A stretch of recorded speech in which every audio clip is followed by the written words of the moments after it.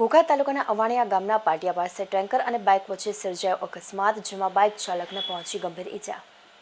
ભાવનગર જિલ્લાના ઘોઘા તાલુકાના અવાણિયા ગામના પાટિયા પાસે આજે ટેન્કર નંબર GJ1AY 8560 અને બાઇક નંબર GJ4DK 5946 વચ્ચે અકસ્માત સર્જાયો હતો, જેમાં બાઇક ટેન્કરના આગળના વ્હીલમાં ઘૂસી જતા બાઇક ચાલકને ગંભીર ઈજાઓ પહોંચી હતી।